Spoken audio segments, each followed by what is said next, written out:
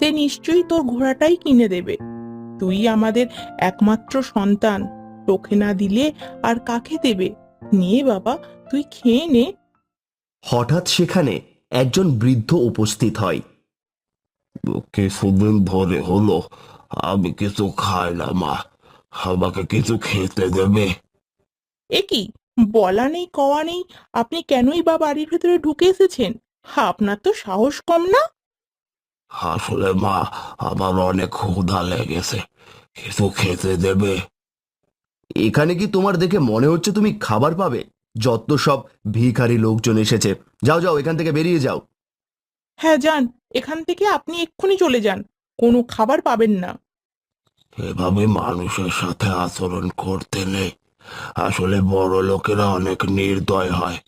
তোমাদের, তোমার ছেলেকে আমি একটা অভিশাপ দিয়ে যাচ্ছি।